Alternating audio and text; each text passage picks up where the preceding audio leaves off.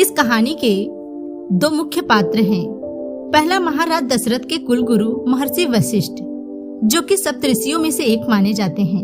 पौराणिक कथाओं के आधार पर उन्हें पृथ्वी पर श्रेष्ठ तपस्वियों में से एक माना गया है।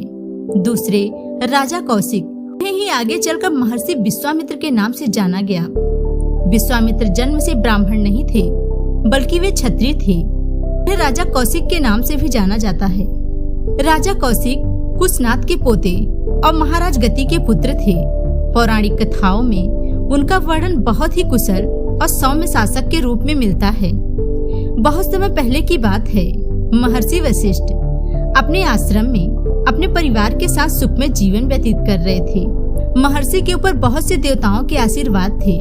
यही वजह थी कि उन्हें देवताओं के द्वारा नंदिनी गाय भेंट स्वरूप मिली थी। इस गाय में कई विशेषताएं थी, लेकिन सबसे बड़ी खासियत यह थी कि यह जहाँ भी रहेगी वहाँ से कोई भी भूखा नहीं जाएगा। इसके स्तनों के नीचे आने वाला खाली पात्र कभी भी खाली नहीं रहेगा। इस गाय को अक्षय भंडार की स्वामिनी भी कहा जाता था। उस समय किसी भी ऋषि के पास ऐसी गाय नहीं थी।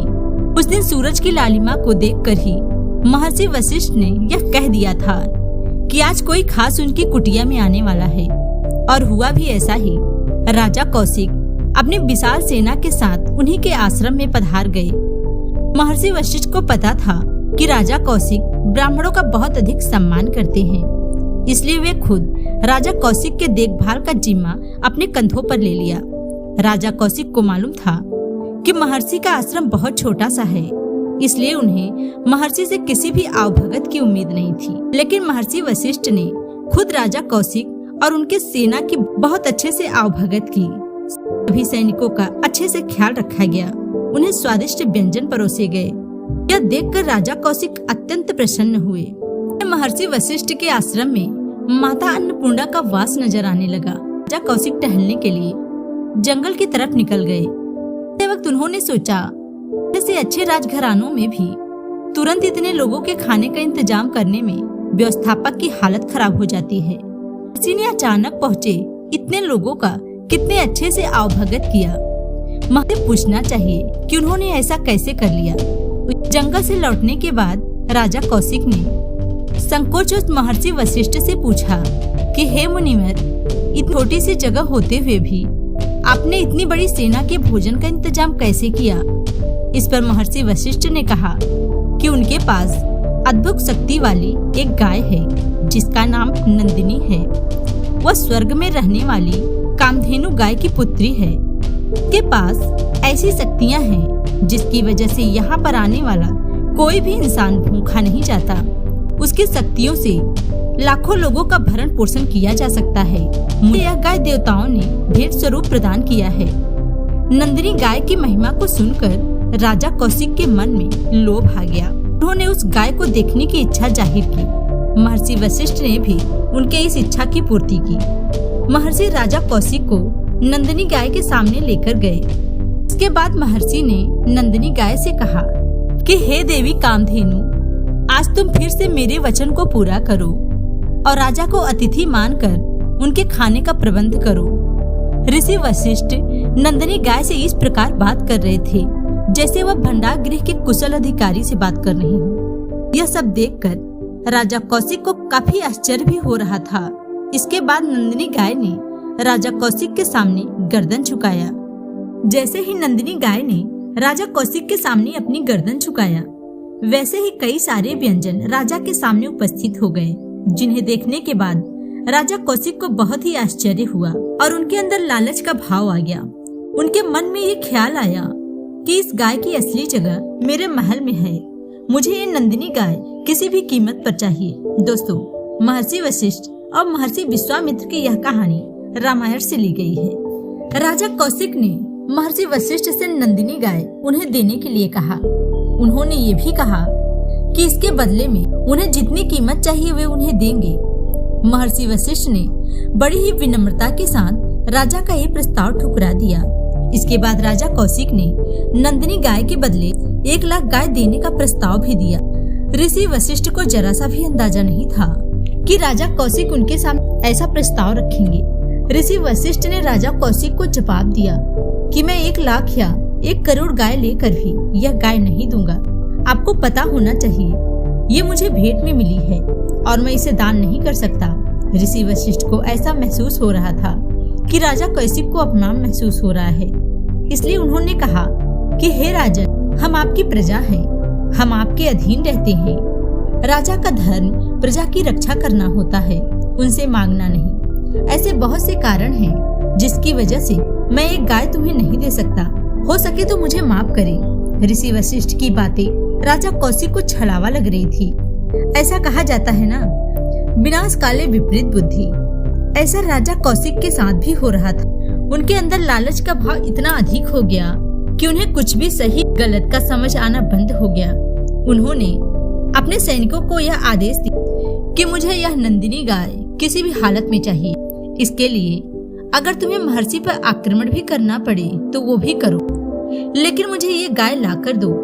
राजा कौशिक को यह बात मालूम नहीं थी कि नंदिनी गाय के पास भी चमत्कारिक शक्ति, वो वशिष्ठ की आज्ञा से किसी को भी पराजित कर सकती। और हुआ भी ऐसा ही। राजा कौशिक ने सैनिकों के साथ मिल हमला कर, लेकिन उन्हें हार का मुंह देखना पड़ा।